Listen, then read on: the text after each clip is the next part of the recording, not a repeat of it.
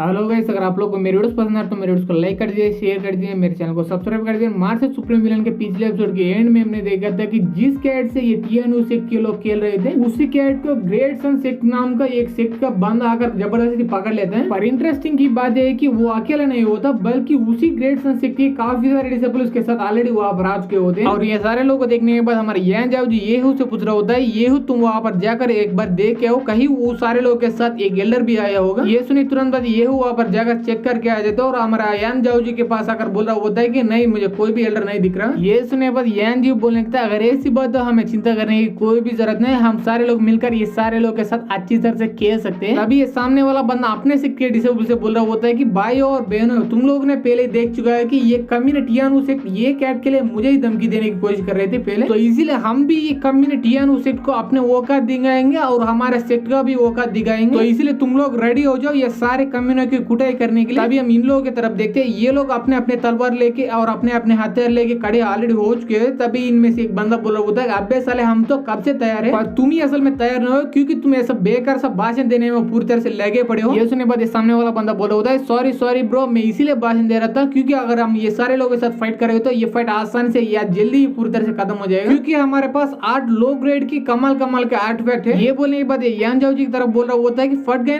ना। ये सुन के तभी वो लोग भी अपना आर्टिफैक्ट दिखाने लगता है और ये देखने के बाद इसकी सच में पूरी तरह फट जाती है। और इसके बाद ये चिल्लाने लगता है कि ऐसा कैसे पास बुला सकते हो, तुम्हारे पास 16 आर्टिफैक्ट है, वो भी लो ग्रेड के नहीं बल्कि मीडियम ग्रेड है। और तभी हमारे टीएनयू सेक्ट के लोग ये ग्रेड सन सेक्ट के लोगों के ऊपर पूरी तरह से अटैक कर देते हैं। और जैसे कि इस बंदे ने पहले ही बोल दिया था कि इन दोनों के बीच का फाइट काफी जल्दी और काफी आसानी से खत्म भी हो गया था। और उसके बाद हमारे टीएनयू सेक्ट के डिसेबल ये सारे लोगों के ट्रेजर्स, कपड़े और कीमती आइटम सारे ले लेते हैं। और तब हम इस बंदे की तरफ देखते हैं, ये अपने कच्चे को पकड़ कर बोल रहा होता है कि अबे साले तुम लोगों को शर्म नहीं आता है कि तुम लोग मेरे कच्चे को चुराने के बारे में भी सोच रहे हैं। ये सुनने के बाद सामने वाला एक बंदा बोला होता है, अबे साले तेरे कच्चे लेके मैं क्या करूंगा, तेरा कच्चे को कुत्ते भी नहीं सूंघेंगे। तब हम ये तीनों लड़कियों की तरफ देखते हैं, इनमें से एक लड़की बोलने लगती है कि कमी ने कह के तुमने पहले हम तीनों लड़कियों से वो कैट चुराने की कोशिश की, अब तो देखो हमने सिर्फ तुम्हारे नहीं बल्कि तुम्हारे सेक्ट के सारे डिसेबल के सारे ट्रेजर और कपड़े भी ले लिए और मैंने इस कांड के बारे में पहले ही सुन चुका हूँ। हाँ, अब याद आ गई, इसको बोलते हैं पेबैक। ये लड़की ये बोल ही रहे होते, तभी दूसरी लड़की सभी से चिल्ला के बोलने लगते हैं कि सभी लोग चौकन्ने रहना क्योंकि मैं महसूस कर सकता हूँ यहाँ पर ये लोग के अलावा कोई और लोग है और मैं ये भी महसूस कर सकती हूँ वो सारे लोगों का कल्टीवेशन काफी ज्यादा हाई से, स्पेशली इन लोगों के कंपैरिजन में। और सच में ऐसा होता है, वहाँ पर एक बंदा आ जाता है, उसका नाम चाओ युआन लंग है, आगे से इसे युआन लंग बुलाएंगे। और वो युआन लंग वहाँ पर आते हैं, अपना एक टेक्निक को यूज करने लगता है हमारा टीएनयू सेक्ट के डिसेबल के ऊपर। और उस टेक्निक की वजह से ये सारे डिसेबल के आर्टिफैक्ट इस बंदे की कंट्रोल में आ जाते हैं। ये लोग कितने भी कोशिश कर ले वो सारे आर्टिफैक्ट को कंट्रोल करने की, ये कंट्रोल होने के नाम ही नहीं ले रहे होते। और इसे देखने के बाद युआन लंग उस टेक्निक के पावर और भी बढ़ा लेता है, इसके वजह से ये सारे आर्टिफैक्ट एक ही जगह पर आकर कटे हो जाते हैं। और उसके बाद वो युआन लंग ये सारे लोगों के ऊपर एक और टेक्निक को यूज करने लगता है, इसके वजह से ये सारे लोगों का कल्टीवेशन काफी हद तक कम हो जाती है, वो भी टेम्पररी। और इसे देखने के बाद एक बंदा पूरी तरह चौंक जाता है और चिल्ला के बोलने लगता है कि अबे